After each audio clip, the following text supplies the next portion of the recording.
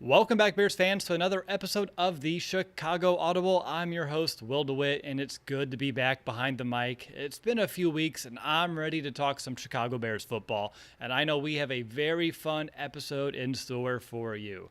I'm joined by both my co-hosts today. That's right, Nicholas Moriano and Mason West. They are here, and I'm sure equally as excited as I am. Guys, I just want to know, did you enjoy, first of all, your week off and the Super Bowl on Sunday? Nick? Yeah, it was an entertaining Super Bowl. Had some family over, so that was always a good time to kind of, have that experience. And then yeah, it was nice to just have a week off, kind of not do anything. I bought the new Madden, like you saw, Will, on Twitter. I actually play. They have you play the first simulation of Chiefs Bucks. I ended up winning, so I'm not as terrible as I thought I would be. But yeah, it was a nice week off. Excellent. I'm excited to lay the smackdown on you and Madden soon on our PlayStations here coming up in hopefully a couple of days. Mason, I know you're texting us about the Super Bowl. Did it live up to your expectations? I thought overall it did. It straddled that line. I thought where it was competitive, it stayed close, and you still got to see some defense played. It wasn't like it was some onslaught of offense where you were just like score, score, score, score. And the end got interesting. Obviously, you had injuries to the quarterbacks, which really was intriguing. I thought it was one of the best halftime shows ever, but that's also because I'm not like a U2, Coldplay, etc. fan that we've seen in the past. So it just hit me right in my 90s kid heart, and so that was pretty awesome too. Sadly, I missed the final leg of my 6 leg parlay that would have won me like $500 because the pass by Joe Mixon does not count as an anytime score, which makes sense, but at the same time doesn't make sense. So I was sad. Ooh. I understand. You want to hear my heartbreaking parlay? What was that? I had a 9-legger, all right, and I would have won $4,500, and I missed it because Jamar Chase didn't have his sixth catch. He only had 5, and he had a couple drops, and he was open in that final 4th and 1, but Burrow didn't have time. And Joe Mixon didn't go over 9 receiving yards. He had 5 catches from 1 damn yard, and I missed $4,500 because of that one catch and 8 yards. That's pretty rough. I felt good because I had Odell going over 49, and then he got hurt at 52. So, if he's out now and he made it, I'm in good shape. And even in that final drive, there's a chance. And then they took Mixon out for, P. Ryan. I was like, really? Come on. So, unfortunately, we both missed our parlays, but regardless, I'm excited to kind of get back to our topic at hand here and talk some Chicago Bears football. We have some big news that I want to share in just a minute, but first, I want to give you a rundown of what to expect in today's episode. We'll start the show by sharing our final thoughts on the Bears staff now that it's complete. Then we'll move on to discuss some lessons that each of us learned from this year's Super Bowl teams that the Bears need to take account of, and hopefully maybe Mason and I learned how to properly set up a parlay in the future. We have been approved. This is some other, I say minor good news because it's happened before, but we've been approved to cover the NFL Combine down in Indianapolis in a couple of weeks. Exactly, great news. And to celebrate, we're going to each bring to the table some of our favorite prospects that we're looking forward to seeing and interviewing there. Then we'll move on to share our biggest questions that we have for the Bears heading into this next phase of the offseason, and we'll wrap up the show with some fan questions. We have a good amount from social media, and if you're watching live, I will also open up the floor for you once we get to that point of the show. So that's what we're going to talk about here today. But first, some very important information I want to share with you, or our audience. We shared this on social media about 2 weeks ago now, but we have been acquired. And this is a super exciting opportunity for all three of us here on the show. I know Nick and myself, I was able to quit my day job, Nick too, and we're going to be hired full-time to cover the Chicago Bears. There's a new sports network launching in the city that we have partnered with. And Nick, I just want to go to you. How have you been feeling about this over the past month? I know we've been having to keep it under wraps. We can't give away all the details just now, but each and every day I just get more excited about what this means for us and our audience because we do a show a week right now in the off season, but come March, we're moving up to 5 episodes per week. We'll have more people on the panel, but everyone's going to expect a lot more of you and me and Mason as well. How have you been feeling? I'm just I'm so elated. I'm just ready to get going. Exactly. That's how I'm feeling, Will. Like I'm counting down the days, looking towards when we officially start and announce this new, journey that we're going to partake in. So I'm really just looking forward to starting that, but really having the opportunity to provide so much more Bears coverage. Like we do this we used to be doing this alongside our jobs, our day-to-day jobs, and when we had to balance school at the time, Will. So it's never we couldn't put this always first, right? Just because of our lives. And now we can with our day with this being our job. So really looking forward to really just being able to see what that looks like in terms of coverage and just really getting started. Yeah, 100%. And I know it's going to start at the tail end of the combine, so we will be going through a transition that week. Again, branding is going to look a little different, but you still get Nick, you still get myself. Mason's able to kind of hop onto when that will happen. We're still working out all those details, but again, new people will be coming, people that you should already know of. Super excited to kind of give those details as soon as we can, but again, we've been acquired, and Nick and I, our full-time jobs are now getting to talk to you and providing you more content, both here on our channel, our podcast feed, and getting back into writing, at least for me. And like you said, Nick, we've never been able to put this first, and we do such a damn good job with when this being like our second and third priorities in life over the past 7 years now. And I just can't wait to see what we can build together, putting this, at the very forefront of our minds each and every single day, and continuing to, build our chemistry and take it to that next level. Yeah, it's going to be exciting. And look, Will, there's been times where we have put this first. It's like, oh, there's an assignment we have to do for class, or there's work. It's like, oh, but let me do this instead. So it will just be nice that we can do this without feeling maybe bad, like at times for doing something else. So yeah, like you and I'm sure people who are hearing this for the first time, really excited to see all this kind of come to play, and we'll know, like Will was saying, that first week of the combine is when things can start to get announced. Yes, so we'll get there as soon as we can, but just want to let you know that, we're excited, and you should be too. Mason, did you want to say anything about this? No, I mean, it's just really cool. As much as I wish I could do something like this, my heart is in obviously physical therapy and, Yep. and helping out the human body. Also, my mama might be a little upset if all of a sudden all that schooling wasn't being used. So I've got to stick to that. But like Will said, like Nick said, I'm gonna be helping out as much as possible. Playing nice with others will be always a good chance, and more minds is always cool. It opens up more opportunities for things. So it's just it's an exciting venture, and just gives more options in the future, right? As great as the podcast has been, it just gives more flexibility and room for further growth. 100%. All right, so let's go ahead and begin our show. And Nick, I hope your video works out, because sometimes you freeze, and I'm like kind of taken back by it. But so if you're watching that, I think Nick's voice comes through.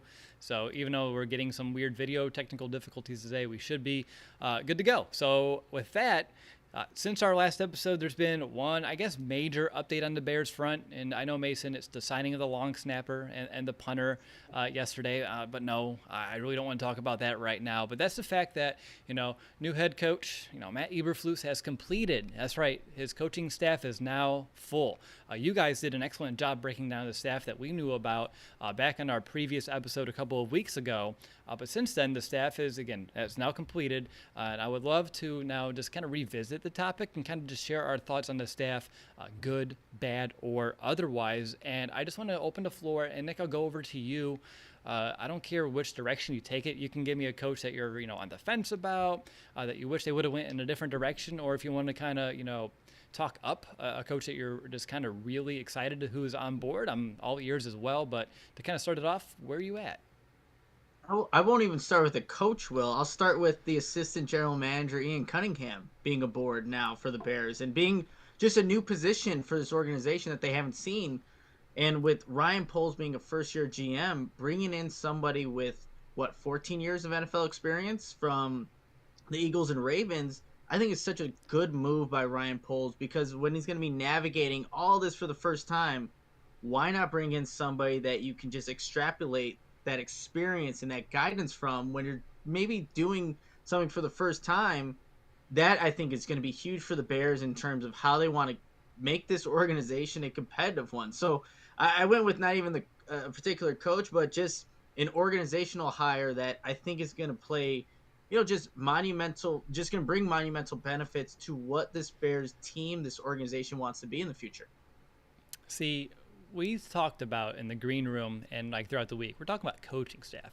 And I knew you'd take a left turn, but no, that's a great point as well because, like you said, if Poles can have someone who has that savviness, that experience to kind of lean on, in times of need and just get some advice and some feedback, because, as much as he can get advice, if Poles makes a mistake or is about to make a mistake, Cunningham's going to be like, hold on, pump the brakes, and this is why. And I think that ability to maybe get checked as well is another benefit. Not saying that I expect Poles to have to do that a lot, but just having that sounding board and someone to hold you accountable should only make him better at his job of general manager. Mason, to go over to you. Do you want to share a coach you love or you hate?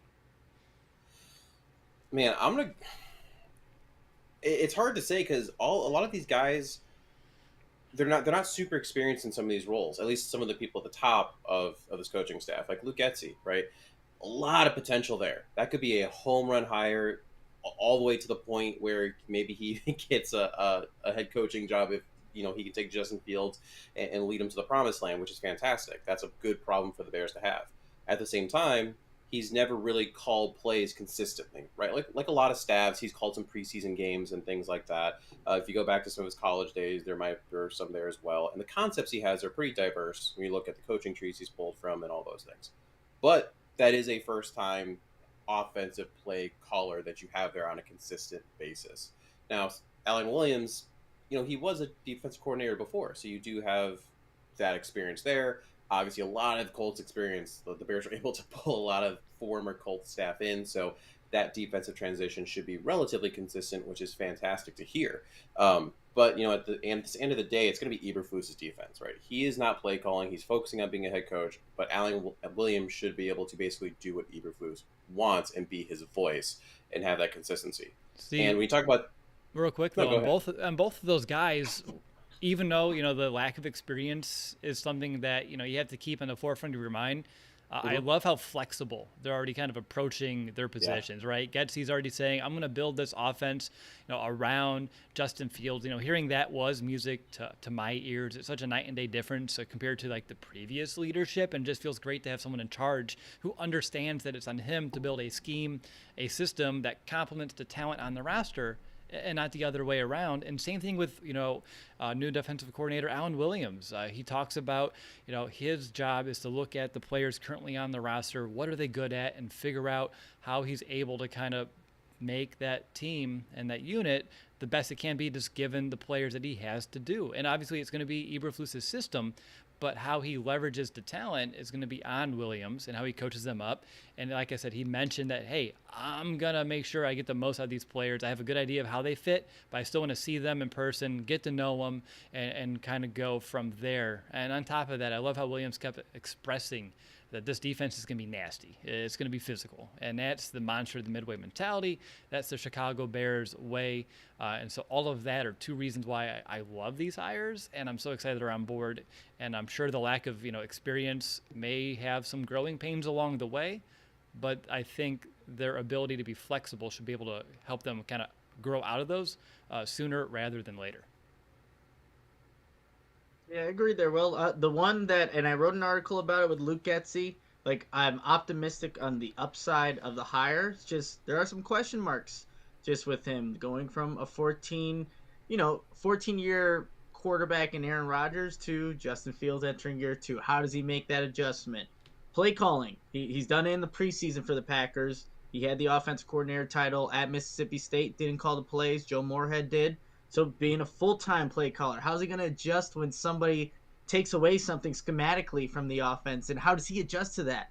So that's going to be interesting to see. And you don't have a Devontae Adams here in Chicago. So how do you adjust your offense not when you don't have a player of that caliber? So a lot of big questions, but we won't get answers to any of those until we start seeing games being played. So Luke Getsy, I think there's a lot of, like Mason said, if he plays his cards right, gets the most out of Justin Fields, he may not even be here for the 2023 season. And that would be a plus, honestly, because that means Justin Fields is doing everything possibly right to get his coordinator a job.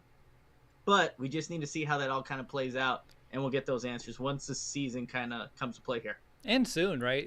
Free agency and the draft will kind of allow us to see what pieces he has to play with, and that should give us a better idea as well of what type of season may be in store.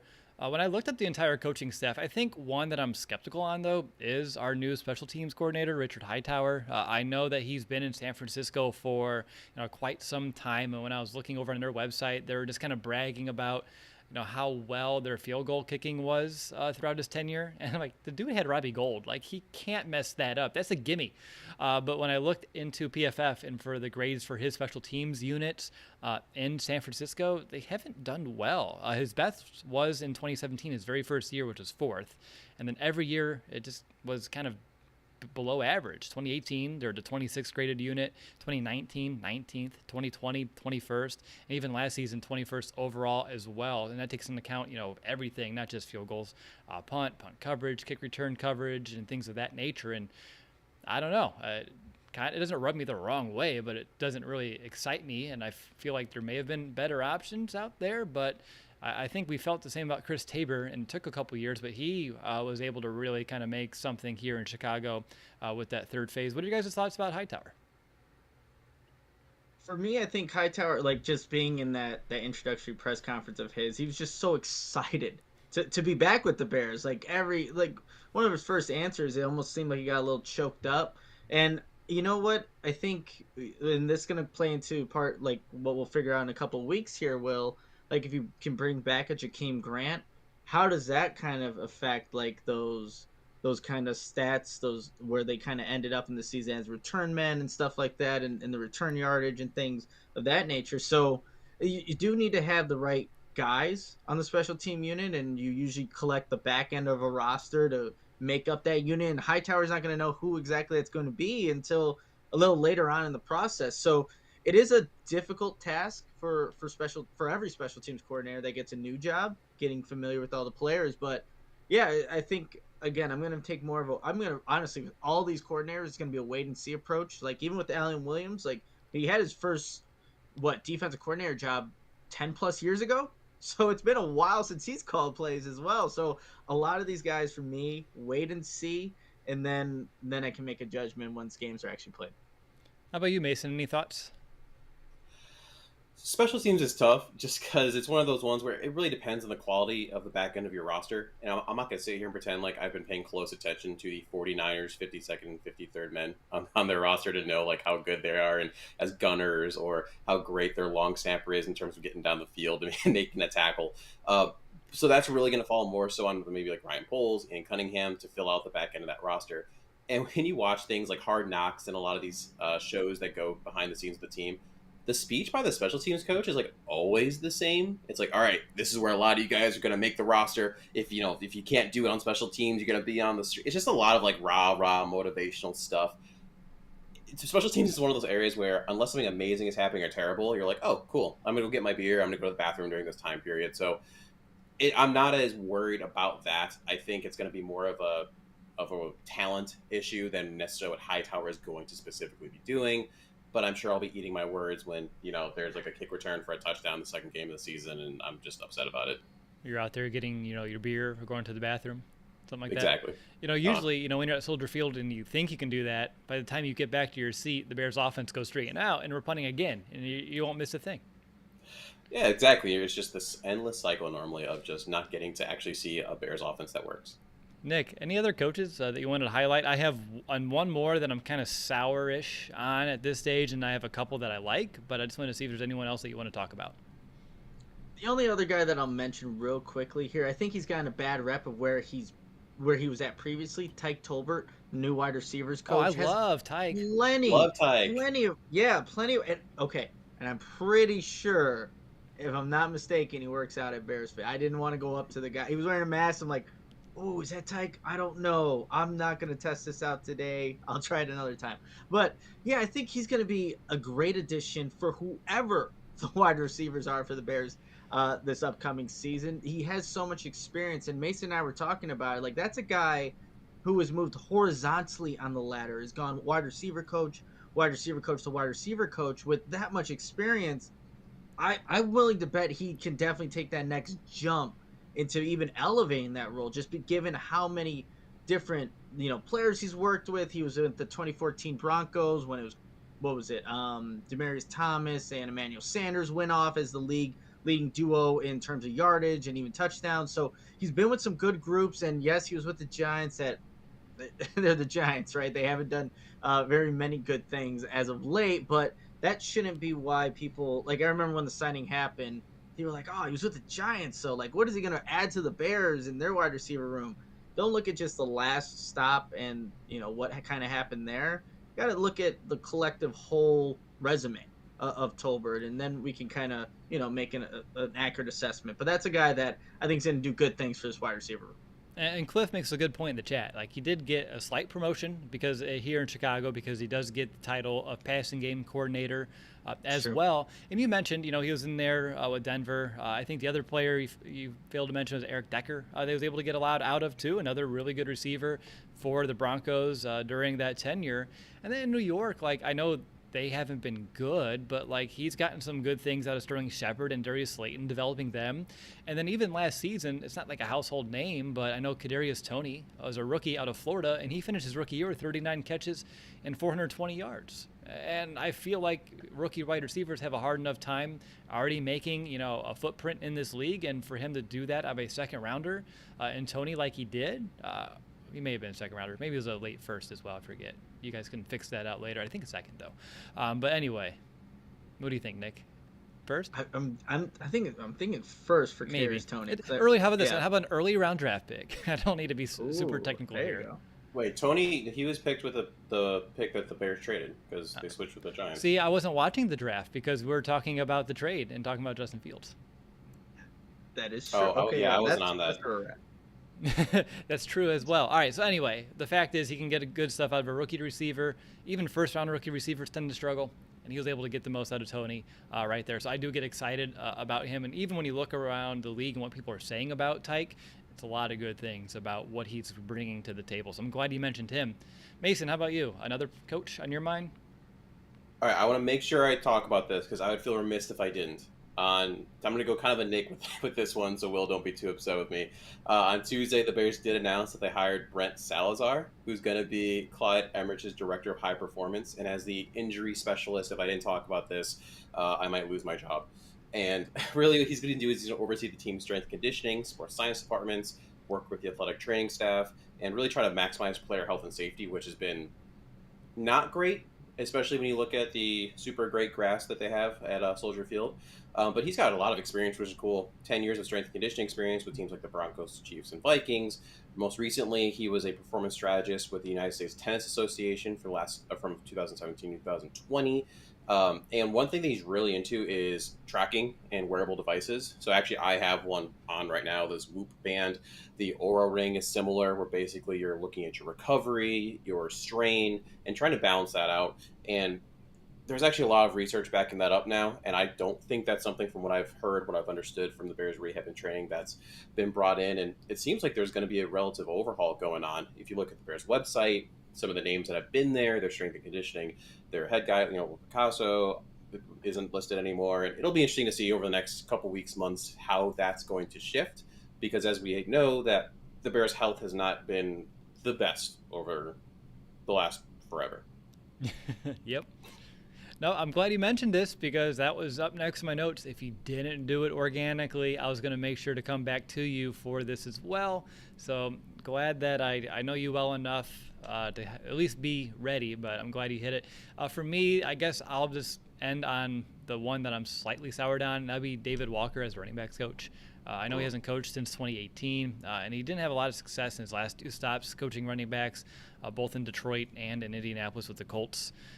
When you look at like the positional rankings per year in terms of like rushing yards per game at each place, the highest he ranked was 19th, and that was in 2012 in Indianapolis. Other than that, you're looking at 27th in 2011, 21st, 22nd, and then with the Lions in 2016, 30th, 2017, dead last, in 2018, 23rd. And I know you can look at the talent that they had as well at both of those stops and kind of put that into perspective, but the devil's advocate in me wonders, like, was it the names or was it the coaching or just a whole bunch of things that just didn't allow it to be a success? Obviously, Coach Sleuth has some promise here and hoping that they can turn it around and he can be a good running backs coach. We'll see. But that's just the one that when I looked at it on paper and where he's been and what he's been able to accomplish, it didn't really add up for a hire here, at least in my mind. But hopefully, he can prove that it was more personnel based. It was more where he was at that right time in his career. And here in Chicago, we can kind of turn around that narrative. All right. Anything else, guys, before we move on?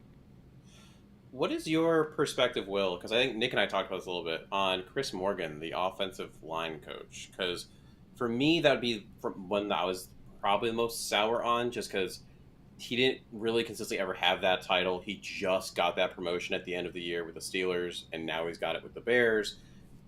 Especially since it's such an area of need, as we talked about with how money pressures and things were given up. How do you feel about that hiring? That was one I was kind of like lukewarm on. Just for the reason that you mentioned there, Mason, the lack of true experience doing this for a long time. But I guess if you're hiring someone who's done it, for a long time, if you look like a David Walker too, maybe the track record isn't so great. There's a reason why he'd be available. So you're banking on the potential here. So yeah, one that I would say, like Nick said earlier, wait and see kind of approach. I guess I would take that with this one. Makes sense. All right, so we talked about the Super Bowl, and we talked about the money that Mason and I could have won but didn't. But there's some other lessons that are had here as well from some Super Bowl teams. I have two major lessons I think the Bears can look at here from the Super Bowl, kind of extrapolate from. But before I give away mine, I'll go over to Mason, actually. I want you to give me your lesson. Man, I think for me, one of the biggest lessons, and this is something that we've known, but it just is enforced even more so, is you need the quarterback. The quarterback is the most important thing and what's going to get you there. I mean, even outside the Super Bowl, the Final Four teams. And if you look at something that the Bears have hung their hats on when they have had an okay offense has been the running game. When you look at like the major running backs that have been in Super Bowls the last couple of years, it's a bunch of guys that you're not paying, right? They're not the Derrick Henrys of the world. Look at the one of the best running backs currently in the league with Jonathan Taylor. They didn't do anything great because, again, their quarterback is very questionable. And so it just puts even more importance on, Justin. Can Justin make that Joe Burrow-esque year 2 leap? And can the coaching staff around him set him up for success? Because clearly the last regime did not do that. Yeah, that's a great lesson. I think it's one that we get reminded of every single year when we get there. There's some obvious examples that maybe not so much. Great defenses can carry an average quarterback, but I feel like as the years go on, that becomes more and more rare. But you do need that top tier guy to kind of take you to the promised land. I think my top lesson that I learned, and it's one of those, it's like duh and obvious, but it was apparent. It's that the offensive line is just super important. Joe Burrow, he made it to the Super Bowl behind that subpar offensive line, but it really was that unit's failure in the second half that I thought sealed their fate. 6 times Burrow was sacked in that second half. That MCL sprain that he suffered due to that, he was getting hit consistently and constantly. I know that Rams front is ferocious and one of the best, the best in the league last season, but the fact that you have to find some way to block these guys, and if you don't, you're not going to win football games. Burrow didn't have any time to work anything downfield in that second half. Even plays that didn't result in sacks, he's throwing it away, he's hitting the turf. And guys, we saw that a year ago too with Kansas City. So if your offensive line can't hold up, even in the game's biggest stage, you're not going to succeed and win a Super Bowl. And we know the Bears have a lot of work to do up front. It's going to be a huge priority for Ryan Poles. And I think watching the Super Bowl, I think it just kind of re-solidified that to me that, yes, that needs to be probably priority number one when we're looking at the remainder of this offseason. So that's my number one lesson. Nick, how about you? Do you have a lesson that you want to share with our listeners? I literally had that exact same lesson in my notes here, Will, that what you just said. But, go get the Triple Crown winner, draft Aaron Donald, get Von Miller, go trade up. Look, the Rams had such a stacked team that it would have been a complete failure had they not won the Super Bowl. But, yeah, that's a really key point that even though Joe Burrow – and here's what I kind of also took away from it. Obviously, the Bengals made the choice to get Jamar Chase, which I think was – and everyone will look at that over Penei Sewell. Like, that's still the right decision despite what happened in the Super Bowl. But I wonder if the Bears look at this situation, and we know the emphasis that Ryan Poles has already kind of put on retooling this offensive line. But you just saw what the Bengals could do in a year, right? They had obviously Joe Burrow, the first overall pick, and you still get Jamar Chase, and you went with a wide receiver there. Do the Bears look at this situation like, man, if they're split between on getting this offensive lineman for Justin Fields in the Bears offense or this premium pass catcher, and it would have to come in the second round, do they look at the Bengals and how they got to the Super Bowl and say, well, will this be the best for my young quarterback, a pass catcher, or do they, go that route, which I think they're going to lean towards addressing the offensive line. But I think that's going to be an interesting question when, what is it, the 39th overall pick comes to play and the Bears are on the clock, how they kind of see it. Obviously, the board's going to determine that, and Free seeing agency. who's there, who's not, free agency as well. So that, again, we have some time to kind of think about that. But along with the offensive line being the thing that kept the Bengals from winning the Super Bowl, how will the Bears kind of see their own situation and trying to just retool this offense to best help Justin Fields? I like that one a lot. My second lesson I learned, having a wide receiver one is a necessity. That's a blessing for, every team that can have one of those. You do need it. But you also need other guys who can contribute. Too many times over the last couple of seasons, we've seen the Bears run through one guy or not at all. Allen Robinson in 2020, Darnell Mooney this past season. And when you look at the Super Bowl, both teams' wide receiver ones had their impact felt, both Chase and Cup. However, I thought both teams' players and their depth chart were also involved in the passing game was a big reason for their success. Look at the Bengals, T. Higgins and Tyler Boyd, and even after Odell Beckham went out, guys like Bryson Hopkins, who had one catch in the regular season, went out and caught 4 balls for 47 yards. Like, you need guys in your depth chart on your roster who can step up and contribute if your number one option is taken away, and give your quarterback other capable playmakers to work with. And I think that's something that the Bears have either failed to bring to Chicago or failed under the previous leadership to actually get the most out of. And it may be a combination of the two there, but regardless, to me, that was very apparent watching that game. All right, like Jamar Chase, he didn't have the biggest game. He was able to make some plays there. But when he was taken out with Jalen Ramsey, Burrow, when he had time in the first half, was able to go somewhere else to a secondary option, and then they were able to make plays. And the Bears have really failed to do that over the past, I'll pull a Mason, forever. Any other lessons between either of you guys? I think one I had was essentially WWMD. What would Mason do? And the answer is the Browns and Rams didn't do what Mason would do and weren't concerned about Odell. If you go back to our preview episode before that Browns game, I said emphatically, Odell's not ready to play this season. He's going to, produce at times, but something bad's going to happen. And lo and behold, on the biggest stage, what happened? He re-tears his ACL. And I literally said that. And the problem is that there's a couple of random players like an Adrian Peterson who are just freaks of nature in the best way possible, aliens from another planet, that can do that. That can come back in 7-8 months. Most people cannot do that, even the highest level of athletes. And this is an example of why that is. You can use that for the Bears with Tariq Cohen. A lot of Bears fans are going after him. Why did you not come back this year? Obviously, there might have been another surgery in there too. We don't know. That was never fully disclosed. There's a lot of stuff going on there. But long story short, you got to put the health of these players first and sometimes take them from themselves. And that's not done often enough in this league, because now, again, biggest of stages, you lost Odell and you almost lost the game because of that. Yeah, that's a really good point as well. And again, I love that you always bring that perspective from your viewpoint over there from the physical therapy side.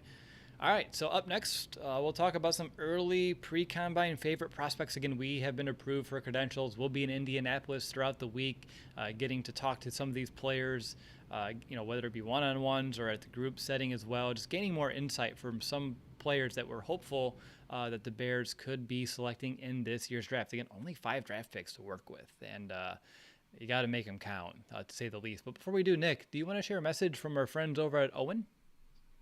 I do, and I don't have the script, but that's okay because I basically memorized this thing at this Nice. point. So you see that cool graphic if you're watching the show? Go check out Owen.com, and you can look at all the great products. They have no nut buttercup protein shakes. If you're just into chocolate, they got that vanilla. My girlfriend actually tried the cookies and cream one yesterday. Said that's her new favorite. So now I have something else to look forward to. So you can browse their website, and if you want to get 20% off your first purchase, all you got to do is type the code TCA20, and that will save you 20% off your first purchase. But you don't have to stop there. You can keep going to the website, keep trying different flavors. That's what you can do there. In addition to all the great stuff that Owen has on their website, they also have an awesome promotion going on right now where you can actually win some cool merchandise, whether it's a Justin Fields jersey, a signed football. There's cleats as well, and all you have to do, still on that Owen website, just type in liveowen.com/Justin Fields /. That'll take you to the promotion page, and all you have to do is type your first name and your email, and you'll be entered in to win. You can, as long as you have emails and people's first names, you can enter in. So liveowen.com /Justin Fields /. That'll enter you in to get one of those amazing prizes. Again, you can, first place prize winner will get a Justin Fields jersey and cleats. Second prize winner, and there's going to be 3 of those, will win a signed football. And then a third prize, and 4 people win this, 8 signed jersey. So go check that out. liveowen.com /Justin Fields /. And can you think of any reason why there should be more urgency to use our promo code now more than ever before? Well, other than like the news that we're kind of transitioning here, I mean that would be a good incentive to go do this at this, at your soonest convenience, so that you can capitalize on those great the promo code, but also the great prizes and the great products that Owen brings to the table. I know they sent all of us, some of their drinks, the no nut butter cup, and I do have a sensitive, digestive system and immune system. I like to be allergic to a lot of things apparently, ever since I was a kid. But luckily, this is stuff like protein shakes in general. Like I can break out in hives. I can have my stomach turn inside out. It feels like, but with Owen, with them using all those all natural ingredients, like I don't feel that, which is tremendous. So I get a protein shake that I can drink, which makes me feel really good about that. But yeah, our code TCA20 will get you 20% off your first order.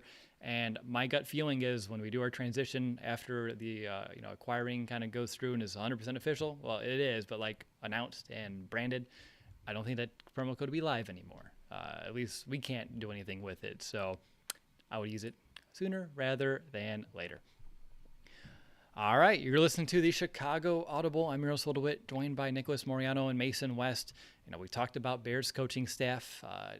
You guys went a little bit above and beyond, which I love it. The extra credit over there.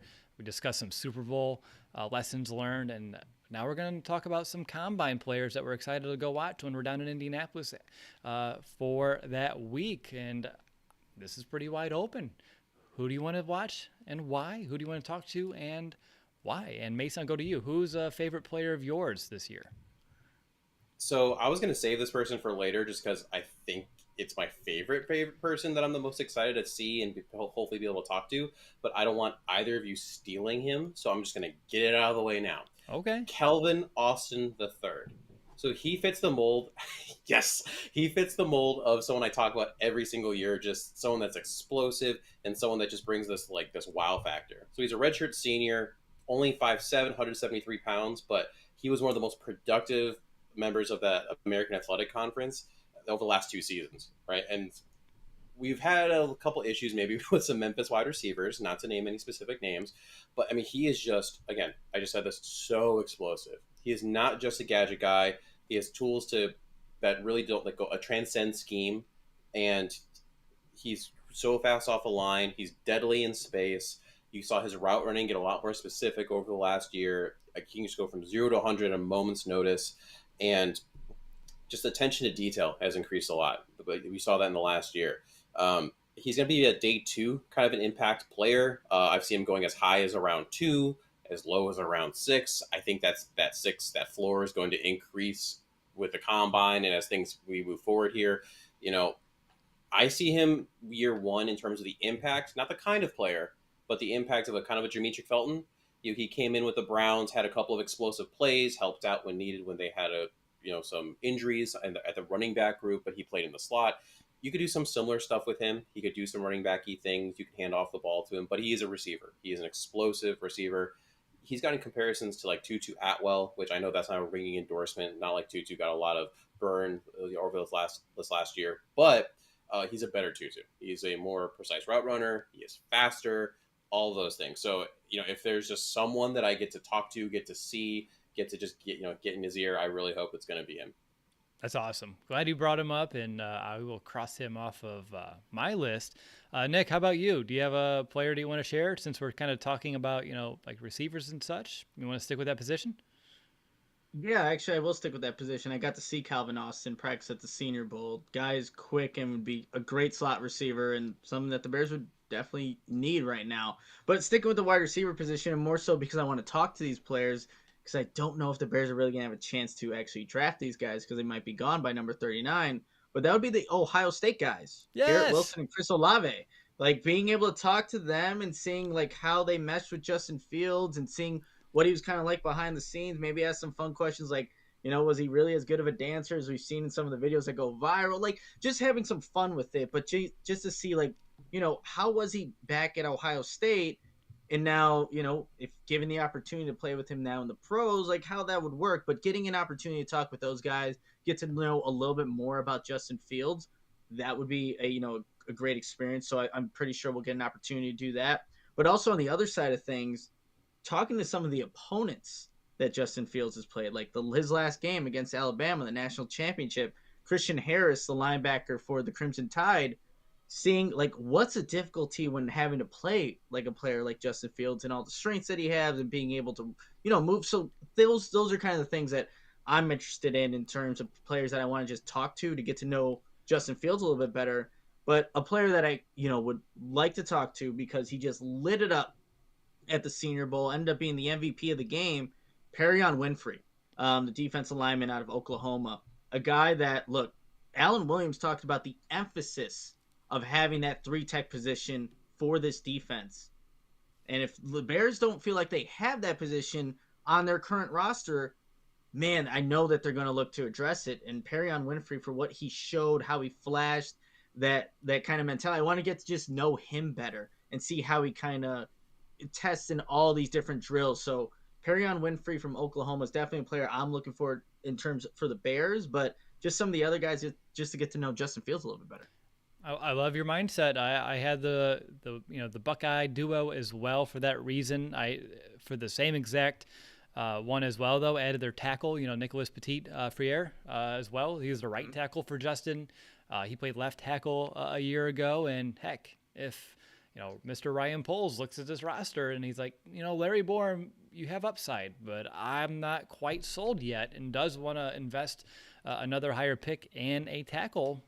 Justin may be able to reconnect with someone that was protecting him at Ohio State as well, and he does project that Nicholas as left tackle. So then you could move Tevin Jenkins to right tackle, which is the position I think I still want him to play if I was going to have my 2 cents on it as well. So again, trying to find those Justin Fields connections. I'm sure we can find a lot of good antidotes coming out of those players. I'm glad we always think along the same lines, but we had the same idea here.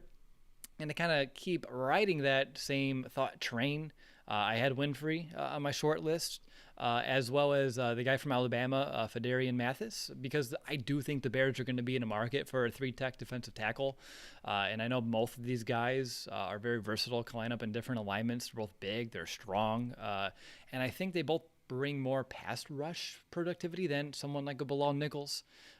There's a good chance that we're without Akeem Hicks and Bilal Nichols entering next season. So the Bears, you have Angelo Blackson. I think he could be okay there, but I don't believe like you can really ride on him, and as well as not addressing this position. So looking at some of those guys who the Bears could be targeting in this draft to fill that 3-tech defensive tackle spot is definitely one of my priorities as well. And I think, and we're all probably in agreement here, outside of offensive line, the defensive line, receiver, maybe I'm the only one, but did you guys put the rest of your focus at defensive back, both corner and safety? Because that's kind of where my mind goes next.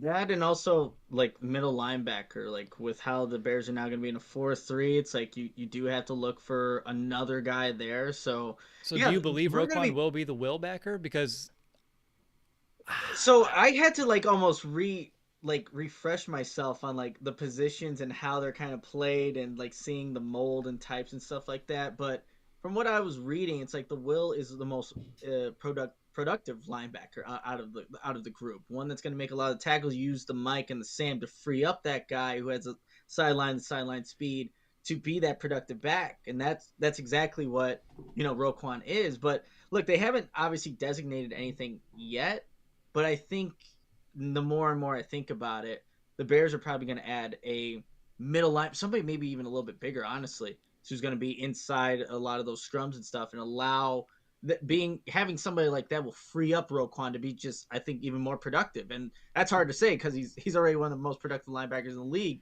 But I'll pass it over to Mason because I see you want to say something, Mason. Well, no, I was just gonna say, I know when Alan Williams was like a pretty monotone guy, very calm, but when Roquan Smith's name was brought up, he lit up, and I don't think you light up over a guy like that if you weren't planning on putting him at such the important position like a Will. And exactly like you just said, Nick, if you're gonna bring someone in, like say it was a rookie that you're gonna trust with that, you're probably gonna bring one in, maybe like you said, a bigger guy that you could just say, hey, go A to B, plug the hole, and let Roquan do his thing. Just eat up all those blocks that you can. So I think he fits the mold relatively pretty well, and I think Alan Williams is going to do whatever he can to make that work for Roquan. To be completely honest, but I do think linebacker is going to be big. I mean, you essentially have two positions to fill, whether it's re-signing someone free agency or the draft. So you got to do some work there. So to kind of put it in perspective, it's a very similar system that we ran, under Lovie Smith as well, as we know. So is Roquan more Brian Urlacher or is he more Lance Briggs? Because Briggs was our weak side guy. Briggs was the Will, and then he had Urlacher as the Mike. Do you believe Roquan is more the Lance Briggs kind of player? I think in this system he would be, but I feel like that almost saying that almost takes away from Roquan, even though Lance Briggs was a super productive player, right? And I see like in the comment, Urlacher was a Mike, Roquan will be too. I mean, they haven't said no, but I just feel like it's gonna allow Roquan to be even more productive in that sense. Like the biggest thing I think of with if Roquan isn't the Mike is that play calling duty, because I think that is something that Roquan Smith does very well, being the leader of that defense, and you would almost have to kind of just pass it off to somebody else, I guess, in a way. But like that's going to be like what we'll have to figure out. Correct. And again, I don't think saying that he's if he moves to the Will backer position, I don't think that's like a demotion. I don't think that's a knock on him. It's you have a new system that you're playing in, and you have to find the best use of those players, as we talked about earlier. And if that's what's going to allow Roquan to be his best self and make the biggest impact on this defense, then that's okay. And I think we have to be mentally flexible about what this defense is and what it can be, because Eberflus said it himself. I mean, this isn't your grandfather's 4-3 either, right? I mean, Mm-hmm. this is gonna be very different. It's hybrid. They're in and out of it all the time. It's gonna be pretty different looking. So I wouldn't be surprised if they did kind of a hybrid flow role between these guys. Like it's not as strict as Mike, Will, Sam.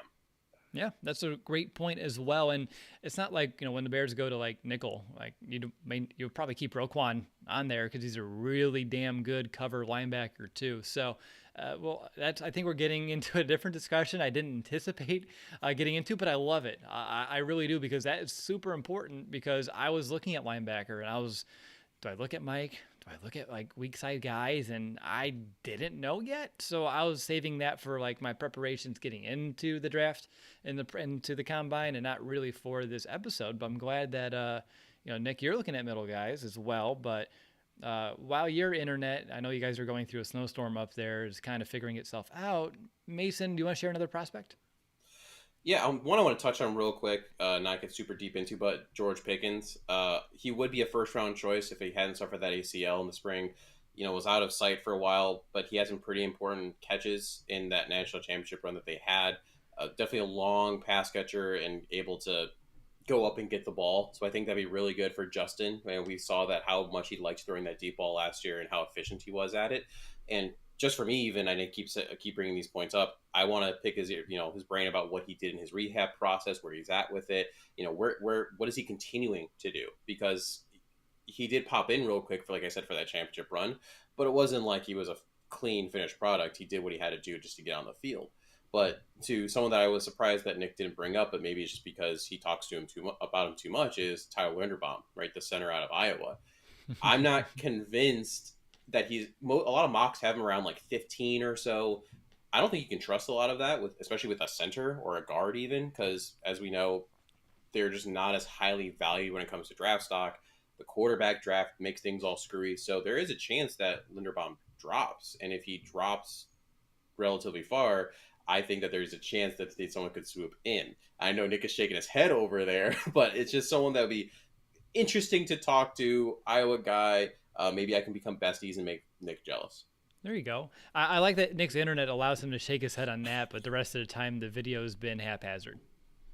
Yeah, of course it works with like an Iowa guy, but if like I'm going putting the pick in for Ryan Poles, if Linderbaum's there at 39, like we're doing it. Sorry, Sam Mustafer, have a new center and we're good to go. But I think you know what would be a good like question to obviously ask is like with any of the offensive linemen, and we can obviously do our own research, but that wrestling background, having that background with offensive linemen, for me, I think is such a plus because you see it out on the field, how they're kind of just manhandling people, being in the right position, getting low and things like that. And, and obviously Linderbaum has that. He actually slammed Tristan Wirfs in the championship round that they were playing. So he won that one. Again, having that wrestling background, but yeah, I won't go too much on Iowa stuff. So there's not many guys in this draft from Iowa because that's Thank on my list. I'll God. talk to him because I want to. Yeah, exactly. I know how those go. We've had those draft classes before. I went to IU, so I don't have to worry about that so much. We get a guy here and there every year or so. So when I'm looking at my list, before I go defense heavy, I just want to mention like when I'm looking at wide receivers, I'm primarily looking to replace Allen Robinson. I'm trying to find an X receiver out of this draft class, whether it be in the second round with like a David Bell out of Purdue, or maybe an Alec Pierce from Cincinnati, who also has, who could be available in the third round, has good size, 6'2", 208. He's a red zone threat. George Pickens from Georgia. I know he's a little skinny, like myself. He has some injury concerns, but he's 6'3", a downfield threat. And then another guy on my radar, at least as of right now, is Drake London out of USC, who could be available. I don't know if he will make it to pick number 39, but if he does, that would be a home run in my eyes. At least right now, he's a whopping 6'5", basketball background, top-notch athleticism, strong hands, can win at the point of attack, and win those 50-50 balls. And as Mason, you said, and I think all three of us know, Justin loves to throw the deep ball, and I want to find him more downfield threats. And everyone who I just listed would fit that to a T, and they bring some size to the table as well, all being over 6'2" or higher, or taller would be the correct way to frame that. Looking at, I do want to focus on, I think, the defensive backs before we move on to our next segment and talk about or answer some Bears fan questions. And if you're watching live and you have a question for us, think about it. Don't drop it now because I'll lose it. But we'll add it here in just a little bit. But Mason or Nick, do either of you have like a DB that you're looking into at this stage? Yeah, it's hard. It's so hard right now because trying to figure out where everyone's going to fall. I mean, the combine and the pro days are so important, but someone that stood out to me was Daxton Hill out of Michigan. Again, likely gone in the first round, but if there, is a run on certain positions and he happens to fall, interesting guy because he actually is not only an option at like free safety, but he played slot cornerback for the Wolverines as well, and could easily do so with the Bears. We know that the Bears have struggled with slot. They struggled on the outside. There's a lot of positions that just need a little help. And I like the idea of having that flexibility. That's always something that I think the NFL is moving towards in general, whether you're talking about on offense or defense. So just the fact that he had that ability to play both a free safety and a cornerback position is something that's really interesting for me. For sure. Nick, how about you? One guy that I saw mocked to the Bears, and I haven't done any research on him, haven't really looked into him, but it's Kaiir Elam, the cornerback from Florida, 6'2", 200 pounds. So saw him mocked there, so that'll be a guy that I, just automatically kind of look into. But, they can look for an outside guy, but equally as important in this 4-3 defense, and any defense now that you really look, is that nickel position. And are the Bears are they happy with what they currently have there at the No. nickel position? Exactly. So they that you're looking at two, I think, different body types then, essentially, for what you're wanting to look for in a corner. The bigger guy on the outside and a more shifty guy, like a Kenny Moore that they had in Indianapolis that was a Pro Bowler, right? So completely different in terms of how they will look in terms of the measurables physically, but that's also just another thing the Bears have to really think about. And maybe they address that honestly in free agency. Who knows? But that'll obviously be something that I kind of work on as we kind of get closer and closer to the combine and obviously the draft. I have two other guys that would fit each of those molds, one slot corner and another outside guy. So the other outside player would be Martin Emerson out of Mississippi State, who I'm looking into. He's projected around that second round, as well as Elam. He's an outside guy, 6'2", long arms. He excels in zone, known for his really good vision. Also doesn't shy away in run support. And I think the Bears in their new system under Eberflus will be zone heavy. So I'm anticipating getting corners that can use their eyes, watch a quarterback's eyes, and be able to kind of play in space will be very important. As I see right now, Emerson does fit that mold. And then my slot guy is later on in the draft. He's projected right around the 5th round right now. And, lucky for us, we have two of those as well. And that's Marcus Jones out of Houston. Last season, 47 tackles, 5 interceptions, 13 PBUs, and a forced fumble in 13 games. Like you said, Nick, different body type. He's 5'8", 185 pounds. I want to find out, how does he project himself in the next level being on the shorter side? How does he make up for it? What I see so far is he does that with his athleticism. He's very twitchy, plays really fast, and even though he's small, he likes to deliver big hits. So I love that aggressive mentality, as well as his ability to kind of stick with receivers. And on top of that, if, say, Jakeem Grant doesn't come back, Jones is a return specialist. Over 2,800 total kick return yards between kickoffs and punts, and 9 touchdowns in his collegiate career. So he is someone that could be dangerous with the ball in his hands in the third phase. So those are just a couple of other corners I'm looking into. Then my short list at safety is Lewis Kine, Cine, Kine, Sign. Anyone have a guess? No. I have nothing for you, Will. Not yet. Yes. The good thing, we have a huge pronunciation guide when we get to the combine, and I won't True. be able to make those mistakes. And then Verone McKinley the third is another safety that's intriguing me now, because again, I think defensive back in general is going to be one that Eberflus and Poles collectively will look at and say, that needs addressing. I feel like you could look at every position and say that, but if the Bears want to succeed on defense, like, they're going to have to shore up the back end, as well as make sure that the front end, like we talked about earlier, the defensive line, with some of the overhaul that we're anticipating, you have to retool that one as well. So it's going to be interesting, to say the least.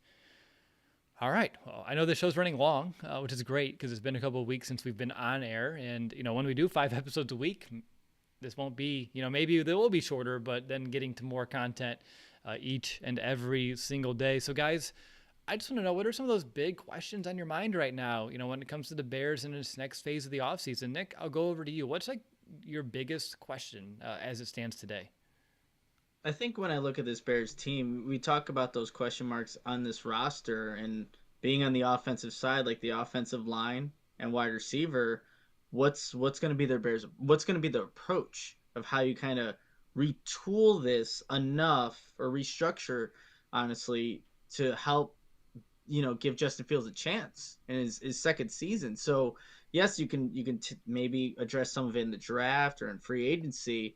But is this something that can realistically be done in an off season? Or can you get it to a point where you feel good about the product that's going out there, that Justin Fields is going to capitalize on whatever you do to retool the offensive line and wide receiver position? So those are questions that Ryan Poles, Matty Eberflus, this Bears organization really have to look at and see how they're going to best approach this, because that's going to be huge for Justin Fields if he's supposed to take this jump in year 2. With all these new players around him, a new scheme, you need to put out something that, in terms of players, that could be productive, that will ultimately help Justin. And it's a lot to do with what I think they're in maybe the top half in cap space. You still have to sign a bunch of people. There might be, cuts and things. So we'll see how the cap looks. But with 5 draft picks, none being in the first round, second, third, 2 fifths, and a 6th, you're limited on the resources you have. So man, Ryan Poles got a heck of a first, job being a GM, trying to best make 2022 a season where Justin Fields can still elevate his game, because anything less than that, you're wasting a year on his rookie contract. But we need to see the production from Justin Fields. That's what's most important. The Bears will not go anywhere if Justin Fields isn't taking the right steps. And if you don't have the right players in terms of the offensive line and wide receiver position there, then we're back to square one. That leads into my question: is 5 draft picks enough?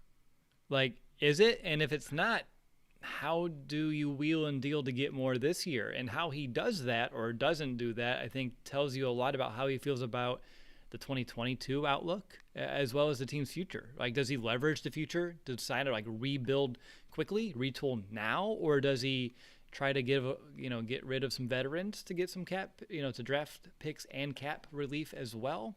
Because how he approaches it, I think, will be very telling of what kind of year will happen now and what he's thinking for the future. Because you mentioned it, we talk about it all the time. Like, a rookie quarterback on a contract is a great window if you can hit it right, and it's small. And we're already getting through it. We're 1 year down. Next year we'll almost be halfway through it, because fifth year will be an option. So almost halfway through his rookie deal. I don't know. Like, I don't think 5 draft picks is enough. And if that's all you got, then you better hit on every single one of them. And that's not usually how those things go. But as of right now, guys, I wouldn't want to trade away next year's picks. Like, I would love to keep those. How about you? Like, would you be okay with borrowing from the future more and more? Because we've done it a lot and the results haven't been there. And I know some teams can get good results with it, but I'm tired of having, only a second rounder or starting in the third round. Like, when can we have first round picks again? And I know Justin was a first rounder last year, but before that we were out for a while and we lost one this year. And I would hate to lose more to move up in this year's draft or get additional picks. I want to make sure we keep stacking draft picks instead of giving them away.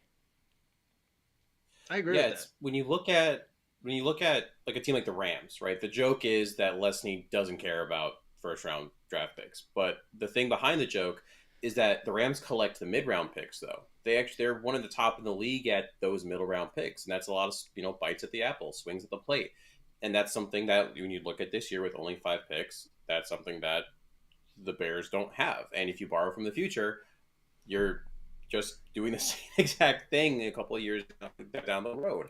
And that's where also you have to be smart with your free agency decisions too. Kind of like Nick was alluding to. One of my bigger questions is how creative can you get with some of these free agents in creating offense? Because when you look at, for example, some of the wide receivers that are going to be available, they're not the best names, and some of the ones that are injured. Allen Robinson, he's not coming back. Chris Godwin is coming off an ACL. Devontae Adams is going to get franchise tags or signed to a contract or whatever. Will Fuller is broken all the time. Jameson Crowder has never been great. T.Y. Hilton's old. Juju is crazy.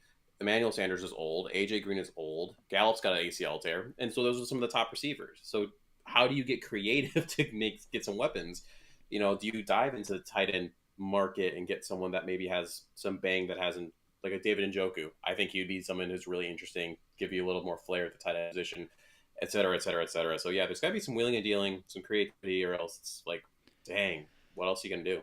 Yeah, and I think you mentioned the word creativity, and being creative with the limited resources will be important. And on top of that, the level of aggressiveness that Poles will approach this offseason to me is just the other big question mark, because he can do both. He can be creative and aggressive, or he can be creative to find ways to be conservative this year and tool himself up for a big offseason in 2023. And I think those are the questions. Like, right, we have no idea how he's going to shape this roster, how many guys are going, how much cap space there's going to be, what he'll do in the draft. And I'm just excited. I would anticipate him to be moderately aggressive. Like, I don't expect him to, mortgage our future, but I also don't expect him to sit on his hands this year. And I don't know what that looks like. And that's up to him to decide and to show us. But that's kind of where I'm at today in terms of like what I would expect. I think that's a good approach. I mean, Brett Veach is someone that if he sees something, has been like, you could just look at when the Chiefs knew they had to restructure that offensive line. They gave up a first, a second, and I forgot what the whole draft haul was to get Orlando Brown, right? So they did that. They knew they needed to do that, and still with that second round draft pick that they had, they still drafted another offensive lineman. So they knew there was a problem with their team. They addressed in that next offseason after the Super Bowl loss, and ended up back in the playoffs, being in a competitive game, right? So I think that what Ryan Poles will take from all of his years in Kansas City is that very similarly how even a Ryan Pace approached things. If he has conviction on somebody, it's just how much are you willing to mortgage? And if you are going into the future again, like Ryan Pace consistently did, that's where we get to these years where there are no, like you were saying, Will. So it's gonna be an interesting approach how he kind of sees it. But like I was like looking at some of the past drafts, every single draft since Ryan Poles went to Kansas City since 2009, and just seeing how they kind of I think value positions, because that's going to be a big part of it too. Because the Bears need a wide receiver. Yep. Well, and the Bears obviously have a second and third round pick. The Chiefs since 2009 have drafted 3 wide receivers in either the second or third round total since 2009. So, and obviously you see what you have on your team and things like that, but the position value, what you have in terms of draft capital, and also your board will determine how you kind of go about addressing that certain position. So it's going to be interesting how Ryan Poles does in his first year as a GM of the Bears and just approaching the draft. I heard that his mentality this year is no picks, no cap, no problem. I like that because that's exactly where the Bears are at. Other than that, I think the biggest questions are inside of the bigger umbrella that we just kind of put out right now. Like, how many changes are coming to the offensive line? Like, will they re-sign James Daniels? I don't believe Ryan Poles will look at Sam Mustipher and say, you're a starting center in this league. I'm positive he's going to move on from Mustipher. Again, gut feeling, at least from over here, and what he'll do at the tackle position. Is he a fan of Jenkins? I would say yes, but Borum would be the bigger question mark. We saw some good things from him. It would just be how confident is he in Borum starting next season, or is he someone that still is a little bit raw that needs to continue to develop? And same thing for defense. We talked about the Roquan question. Like, that was one of mine here coming up. Like, what will they do with Roquan? And I think that will have a ripple effect on free agency in the draft because you're going to have to supplement. And I'm also glad that we don't have to have 2 inside linebackers because that's been a hard position to fill, for a while now as well in Chicago. So, so many questions. Any others, guys, before we get into some questions submitted by our listeners? Who are the players that you better stopgaps that you already have? So between a Danny Trevathan and an Alec Ogletree, like, do you really end up cutting Danny and not re-signing Ogletree, or do you use one of them as a stopgap so that you don't have to sign someone in free agency or use a draft pick? Is there someone else like Bilal Nichols? Does he know that he isn't perfectly fit with what's going on, but do you use that kind of a player to bridge again to the next player? You can say the same thing with safety, right? With Gibson over there, like, has he been fantastic? No, but he's been solid. You just bring him back a year until you can find your next actual strong safety. Who in-house is going to breed those bridge players? Great question. Do you have any in mind? I would say between Trevathan and Ogletree, I would lean Ogletree for like a Mike backer, but even then, like, it's a little different than we saw him do a year ago. So would he have the same impact? I don't know. Bilal Nichols may be pricey to be a stopgap guy. I don't think he's going to warrant a huge contract, but more than I'd be willing to pay. So I would look at like Blackson as someone I would call stopgap. Defensively, someone who I don't know how he fits in his defense anymore would be like a Jeremiah Atachu that we signed from Denver a year ago to be a stand-up edge rusher. I don't think he transitions to a hand-to-the-dirt kind of guy, and I know. I think he's gone. Yeah, I think Eddie Goldman too. He is cut. Mm-hmm. And so many question marks in terms of like exactly that, like who can be those players and who will we move on from. And I know there's some questions from a listener about who we think could be cap casualties, so I'll save it for him because he did ask us that question. But boy, it's not going to be an easy off season. I'm expecting a lot of change, but I'm still very excited about what we can do here. It's just transitions sometimes are hard to navigate because there's just so many unknowns right now. That's a good way of putting it, Will. And yeah, I'll kind of save. I was gonna ask one question. Even the listeners can chime in on this. If you had to choose who to extend, are you extending for a contract James Daniels or Bilal Nichols? And knowing how the importance of the 3 technique with maybe Bilal Nichols, how he fits there, or James Daniels in terms of what he's done, and does he fit what maybe Ryan Poles is envisioning for the this offensive line. I was sitting in my bed just thinking about it. I'm like, man, I don't think it's as clear cut as I would like it to be. Like, to be completely honest, I think it would be James Daniels, but I'm not like 100% sure on that. But if you had to bring back only one of those guys, who you bringing back? And maybe we don't have an answer on this show, but that's a question that I want to pose here because I think that's going to also be something the Bears ultimately really end up thinking about as they kind of approach this offseason. I see two for Nichols already in the chat between Cliff and Jeremy. For me, I don't know because I mean Nichols would be cheaper. Daniels I think he's going to get a decent payday, but I don't know if he's worth all that money. I know he's still young as well, and he's been through so many positional changes. Hey, play right guard, play left guard, play center. Stand in your head and count to 10 and then go out there and play football. It's hard for someone to go through all that inconsistency when you're trying to establish yourself in the league. And he's been at times very good, at times solid, and at times kind of a letdown. And so he's been a mixed bag. So I don't know. I would think Daniels in general because I don't know about Nichols' fit, and I think Nichols unfortunately is reaching his ceiling.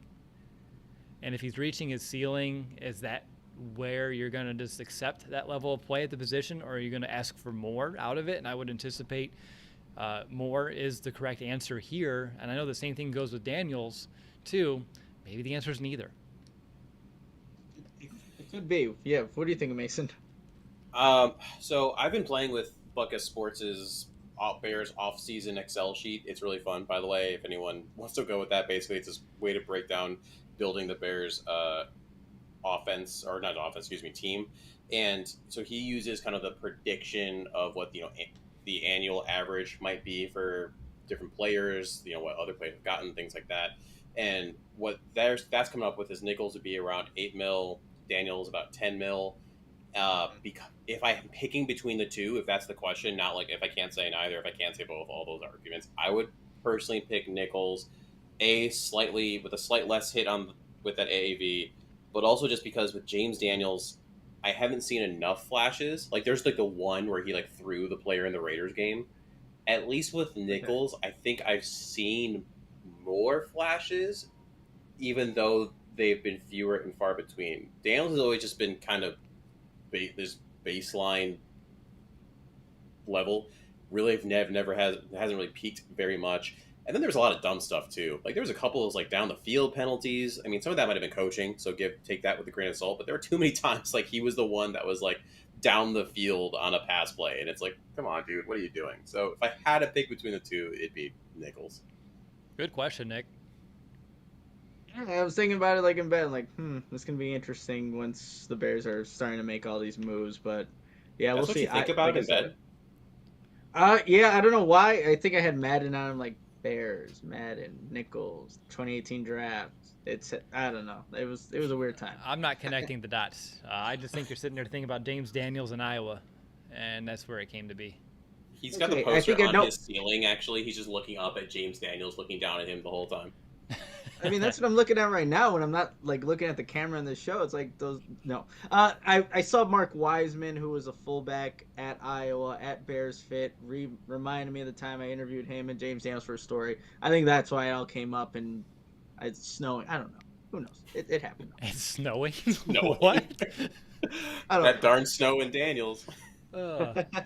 All right, let's get into some fan questions too. I asked social media earlier today. Now's a great time. If you're listening and you have a question for us, drop it in the chat. We'll answer a couple of those as well. I'll ask this one from Manny, and I'll go over to Mason for it. Manny says he's not saying he wants it to happen, but what do you think the Bears could realistically get for Khalil Mack in a trade?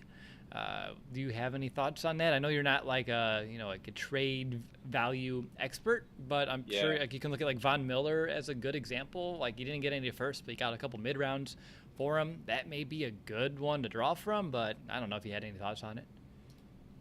I think the timing of the trade is also really important. If you traded him this offseason, I don't think you're getting as much because every team is coming in with this fresh new feeling of, oh, we're awesome. We can, make a Super Bowl run. And if anything, you don't even know what you're missing when you're a team like that, like you think you do. The thing with the Von Miller trade is when it happened. Since it happened during the season, I think the Rams got a little bit, sorry, gave up less or got, flip it, whatever. Von Miller got the compensation for Von Miller was better than it would have been if it happened in the offseason. Um, and at the end of the day, Mac is still getting older, coming off an injury, all of those things. You might get like a second and third, something like that. I just don't think it's something that you're going to be happy with. Nope. Uh, Even if you flip the question to Quinn, same thing. I mean, that would even drop for Quinn. You would get like a third, maybe a fourth or something. Again, something you're just not pumped about.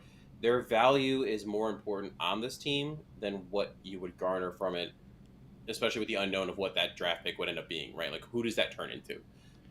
Yeah, I saw another question in the chat from Travis, like, why is everyone talking about trading Mac? I don't know. It's a question that came our way, and I just copied and pasted it from Twitter and threw it in here to discuss. I don't know, but it's a good question because we need to think about all possibilities.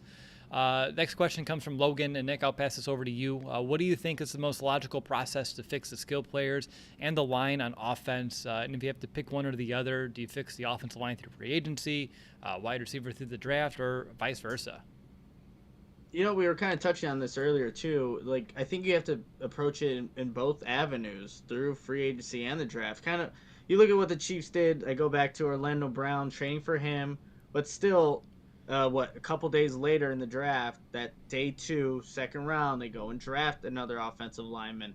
I was kind of detailing earlier, the Chiefs in general have not drafted a lot of wide receivers in the second or third round. Like I said, since 2009, since Ryan Poles got there, and he's worked his way up the ladder, so had more influence on kind of the guys he's scouting and looking at.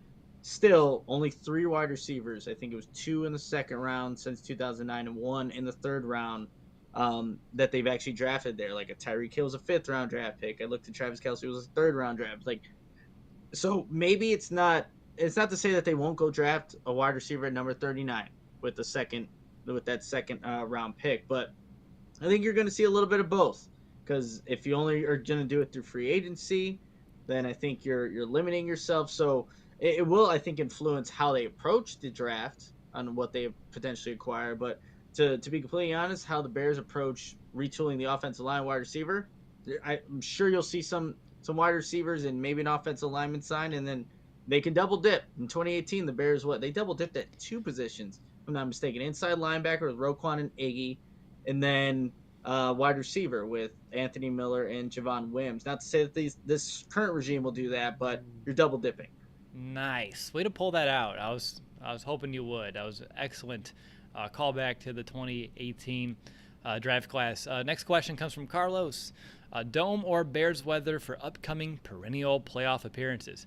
I'm gonna say, why not both? Like, why can't we start going to the playoffs in Soldier Field, and then if you build the new stadium in Arlington Heights in a couple of years and it has a retractable roof and you can choose whatever you want per day, that's awesome. But I would hope that if the Bears are moving stadiums and moving away, which I anticipate to be the case, we can get to the playoffs before then and then keep going after the fact. I would not want to wait, because that's like earliest is like what, 2026, 2027, like before that's even like a real possibility of playing there. So I would hope we can get there a little bit sooner. But fun question, nevertheless. Thank you, Carlos. Brian P. has a question for us, and I thought this was a fun one that we can all chime in with. What are some of those bottom roster gems that Poles will elevate? And by elevate, I don't know if he means move up the depth chart or perhaps develop. And I'm looking at it from like maybe a development lens, because developing players has been lacking in Chicago, and I don't think that's really a Poles question as much as a Eberflus. Maybe it's a combination of the two and that new coaching staff. But who are some of those guys on the bottom end of the roster that you would hope that the Bears can develop and elevate to higher status down the line? I know Mason has one, if I had to guess, but Neg, I'll go over to you first. I'll leave Mason's guy for Mason, but I'll go Thomas Graham Jr., a guy that started to kind of trickle in to the defense later on in the season. But I think Matt Eberflus, Alan Williams, the safeties, coaches, like everybody needs to just kind of look at what they have currently on the roster and see if there are people that or players that could potentially fill those voids that they currently have on the defense. So I look at a Thomas Graham Jr. and he had a really good couple of games there, and could that translate now to a new defense? And they're going to be under the hits kind of philosophy, and if as long as they're kind of putting that effort into every single practice and consistently becoming better, you never know. So that's who I'm kind of looking at.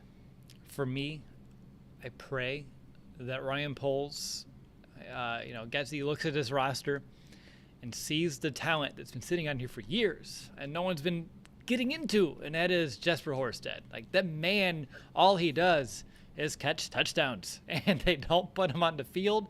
It pisses me off, and I hope that they can change it. He should have been playing over Jimmy Graham last year, at times maybe over Cole Kmet. He had a good connection with Justin. And every time he's out there over the past 4 years, and then making the final roster, I was so excited for him. And then they decided, yeah, we'll just keep you on the sideline still. Unfortunate, but I still think he is more talented than the previous coaching staff gave him credit. Based off what I saw in training camps, based off what I saw in preseasons, based off what I saw in regular season games as well. He makes the most out of his touches and his opportunities, and I hope that they give him a bigger one than he's gotten before here in Chicago. Mason, how about you? I think the guy that you both think I'm going to say and rightly should probably say is Khalil Herbert. Yeah. He's, I mean, the thing is, though, I don't even see him as a bottom of the roster guy anymore. I mean, he was treated like one by the last regime for some reason. Hey, you know what? Get 100 yards against the top ranked Tampa Bay defense, and then wait, goodbye, and then you don't see him really again. So I think that's hopefully an obvious one that this coaching staff, Getsy, are going to look at and be like, well, especially thinking about what Getsy came from. I mean, using Aaron Jones and A.J. Dillon the way they did in Packers, you could see very easily how you could use two running backs efficiently, especially to save some wear and tear on both your backs. But the one I think who's a true bottom of the roster guy that could actually make an impact might be a Caleb Johnson. Thinking defensively, with Eberflus and all that, Caleb Johnson was a guy that I predicted would make the roster, and Will said, Mason, you're crazy. And I said, I'll show you crazy. And then he made it. It was really cool. And he's got some raw athleticism. That's great. He's got a great body type. He could be one of those guys that's a plug in and bridge over, just, hey, fill the role, do some of the dirty work, shove your nose in there so that Roquan can do Roquan things. If someone's going to bring it out of him, why wouldn't it be Eberflus? And he's definitely not a loafer. That's for sure. Yeah, that's a really good point. Sorry, I was looking at my phone. Someone just bought one of our great polos. Which I thought was nice. And I guess it's a good time to say, if you want a Chicago Audible shirt, you may want to get one soon because of our transition and acquisition. I'm sure I have to shut that store down within a couple of weeks. So another thing that you may want to do here, and then the last question from social media, then I'll get to a couple I saw in the chat. This one comes from David. Who do you expect to be a cap casualty this offseason? Nick, do you have any potential targets in mind? Yeah, and David, shout out to David from Waukegan. I think when you look at cap casualties and people that can possibly cut, like we were talking about that offensive line, like Cody Whitehair, you guys, is a guy that potentially could be cut here. You're looking at that post June 1st cut, $4.2 million in dead money, but you're saving $8.1 in cap. Like, that's a guy that has not played well. He has not played well, especially last season. Could you find somebody else that can do this job, do his job better in free agency? And then Dane Trevathan. Look, I mean, that's someone that easily is like, you cut him, and that we saw coming, in midway of last season. So those are two guys easily. But you guys mentioned like a Jeremiah Tachu. Now, I think, Will, you were the first one that brought up like Eddie Goldman being somebody that was on the fringe. And this was like, I forgot when you mentioned it. I'm like, no way. Not Eddie Goldman. What are you talking about? And I said that obviously to myself, but now in this scheme and kind of seeing where he's at and seeing the rise of Tonga, it's not out of the realm of possibility. I have a feeling that Goldman does somehow make it back on this roster, but that's someone fit? Like if he would be the nose. So you have three. He would be that nose tackle. I think he fits that, well. He would fill that position being a bigger body, but again, if you have somebody like a Tonga that can do it and making what he's making as a seventh round draft pick, like you can use that money somewhere else and look trying to find okay, so dead money 5.15 million, cap saving 6.66 million. And that's not a June 1st cut, but could be and I probably just stole everybody. I'm sorry, like we were all asked this question, yet I Yeah, you just named just like half the Bears rambled roster. on and yep. So I'm gonna shut up now. If you have anybody else, like go right ahead. But I The just stole everybody. I I think I have a player too, but going back to Eddie Goldman, considering sitting out a year due to COVID, coming in not in the best of shape, not being able to go 100%, and then also not producing. No, that position is not like it ranks up the stats or anything, but the Bears were giving up too many yards against the run, and he was supposed to be smack dab in the middle, stopping it. Plus, this transition, I don't necessarily think he fits a 4-3. I That could be don't. argued for sure. I just think that's too obvious, especially with that money. But the guy I was going to go with is Tariq Cohen because it'd be Yeah. about 1.75 against the cap if you cut him, but you're saving 4 million. He was out all year. Unfortunately, there's the death of his brother, which we've seen maybe has pulled him back a little bit, even more so from football. And do you need that player? Is that something you actually absolutely have to have, especially when maybe that 4 million can be used, elsewhere where there's so many other holes we just talked about. Like literally, I would expect the entire offensive line, the starters going into the game one of this last year would probably be different than the entire five going into game one of this upcoming year. There's a lot to be done there. We talked about receiver, all those things. And there's just too much of an unknown with what's going on in that knee. And even before that, there was some questionable how much was he really contributing. There were some explosive plays, there were some cool things, but it wasn't consistent enough. A player like him is a bit of a luxury. I mean, I love him to death, but I don't know. Yeah, I don't know as well. I mean, it's a tough one. I mean, because of all the reasons that you just mentioned. And didn't he mention like the fear a bit with his leg too? And I know sometimes Yeah, that you mentioned that I think about a year ago almost on this show about I forget what's this phobia called again. kinesiophobia. There is a study Kinesiophobia. out there that shows there's a test, or that basically you have them take it. If you score a certain number on that test, it shows you have kinesiophobia, fear of movement, and you're actually significantly more likely to re-tear that ACL. And the thought process behind it is you're not moving the way you need to when you're training and just movement patterns to get you ready. And then all of a sudden you're out in the practice field, you're out in the game now, boom, and you don't have the stability you need. So with the fact that he's all talking about that a year removed and he still hasn't, and there were no signs, we haven't seen him jogging around, and we've seen nothing. It's the kind of the opposite of the Odell Beckham thing I said earlier. Um, I just don't know that I would even trust that knee. Yeah. I mean, we're a year and a half removed. Yeah, that Yeah. usually players will get to about 100% 2 years out, but you've at least been showing some signs, and there's been no signs. Yep. That's the concern there. Outside of that, I'm sure there are other players there, but those seem like the big ones right now that are legitimate potential cap casualties. I saw a good question from Cliff, just wondering what we think the Bears' offense will look like. This upcoming year. Will it be West Coast? Will it be more run heavy to take some pressure off of Justin?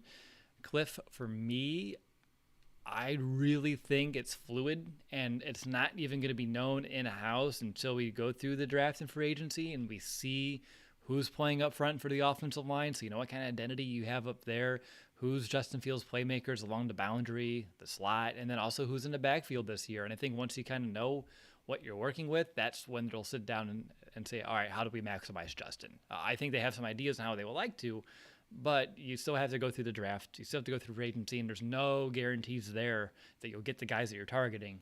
So for me, I'll pull a Nick, and I'll say it's a wait and see approach. Do you guys have anything different at this stage? Not really, to be completely honest. When we talked to Luke Getzey in his press conference, he was more focused on just getting to know the people. He didn't relay or share anything about what the type of offense will be, if it's going to be down the field verticals and just none of that kind of stuff, none of the football kind of stuff. More so, hey, I'm just really focused on let me learn about Justin, let me learn about these players, and once we get that established, then we can kind of get into developing this offense. But you know, Matt Eberflus said in his introductory press conference he's going to be involved in that, helping Luke Getzey, kind of giving him different perspectives on how to attack defenses, and they're going to just really cater to their personnel. So if one week they don't have certain wide receivers, they're going to adjust it. So like you said, fluid's a good word to kind of look at what Luke Getzey can potentially bring to his Bears offense. The only thing I would add to that is there was a pretty good article. There's a series actually by Jonathan Wood, and it's being posted on the Bears blog. I think they're up to part 4 now. And, he's gone through and there's a ton of stats right now regarding Justin Fields specifically. It's a great read. Go look at it. But I don't think it'll be West Coast, because when you think about like a true West Coast, it's a lot of quick passes, and that is really something that Justin didn't excel with. He only targeted behind the line of scrimmage about 8%, which ranks 39th in the league. 0 to 9 yards, 47% of the time, which was 17th in the league. So there's not a lot of quick, short passes there. And then when you look at the completion percentage, he had 82% when it was behind the line of scrimmage. Or sorry, flip that. He was ranked 37th in the completion percentage behind the line of scrimmage, and then 0 to 9 yards, he was at 37th again in completion percentage. Those not very good, ranking 37th in the league at completion percentage, either behind the line of scrimmage or from 0 to 9 yards. So while you want him to get better at that, you're not going to ignore it entirely, of course. It's really probably not going to be a true West Coast from that thought process. But like Nick and Will just said, it should be a flexible, malleable thought process of what's going to happen here. And that's what the NFL should be nowadays anyway, right? I mean, one game plan, you're going to be attacking downfield all the time. Another game plan, you're going to be pretty run heavy. Yep, it's all, and that's another part of it too, the opponent on a week-to-week basis. But ideally, we can find a consistent identity to kind of fall back on, which has been lacking in Chicago too. But guys, that's really all I see right now in the chat for questions. We're about an hour and a half into this thing, and I think it's a good time to call it an episode. Really great stuff, all the way around. The conversations that we had, even the unexpected ones, really were a lot of fun, and this is why I love doing this podcast with the both of you. It was good to all be back and kind of just doing it, and just we put a bunch of topics together, and like I said, it kind of expanded to a little bit more than that. So it's a good show for sure. Nothing, Mason? What? Sorry, I was looking at this. What do you think? What do you think out of let's just say 100 games, because I'm not going to do math on top of my head. What is the Bears' record where the temperature is at or below freezing since 1960? So 100 games in general. So that's more or less. I don't want to do real math.